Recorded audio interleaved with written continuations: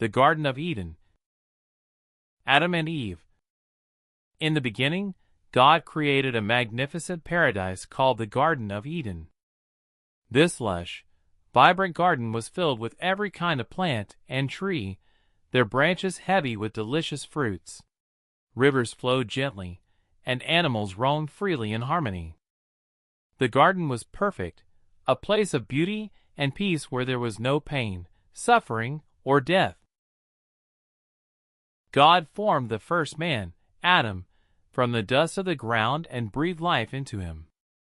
He placed Adam in the Garden of Eden and gave him a special task: to care for and cultivate the land.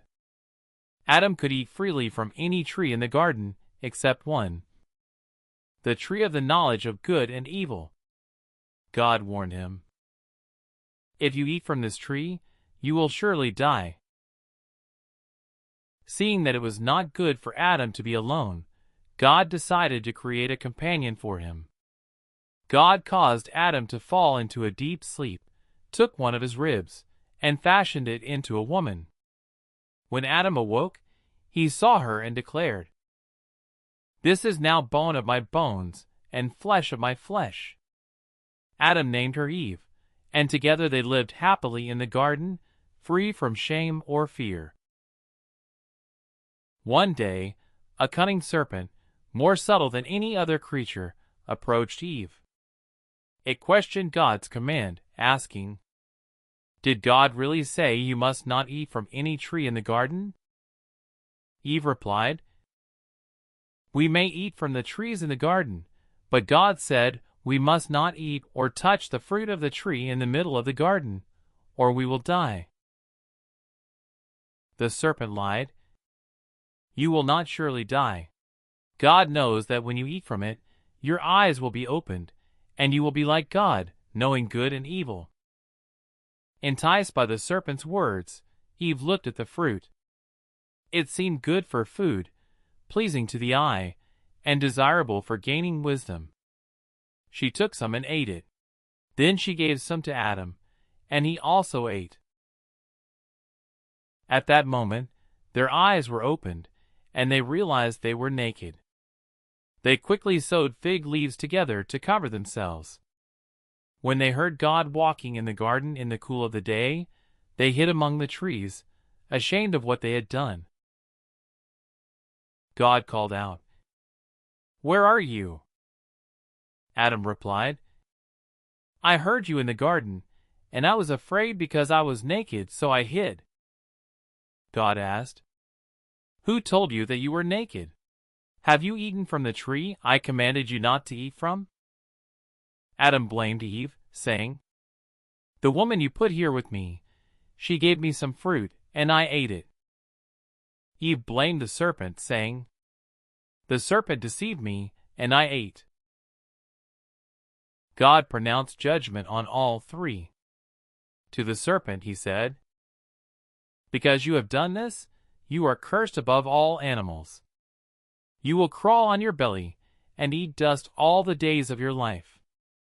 I will put enmity between you and the woman, between your offspring and hers. He will crush your head, and you will strike his heel." To Eve God said, "I will make your pains in childbearing very severe. With painful labor you will give birth to children. Your desire will be for your husband, and he will rule over you."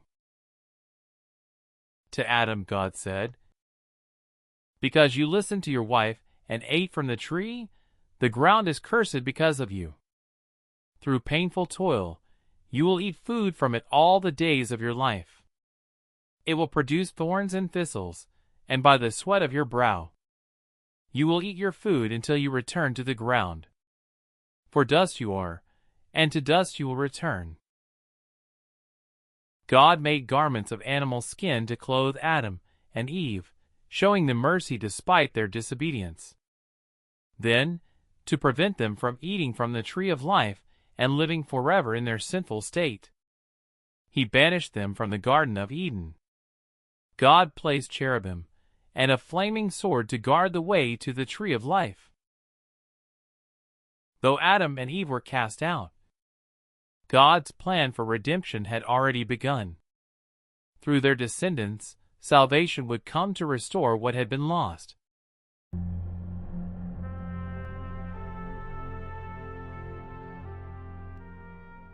Our Father, which art in heaven, hallowed be thy name. Thy kingdom come. Thy will be done in earth, as it is in heaven. Give us this day our daily bread, and forgive us our trespasses, as we forgive them that trespass against us. And lead us not into temptation, but deliver us from evil. For thine is the kingdom, the power, and the glory, forever and ever. Amen.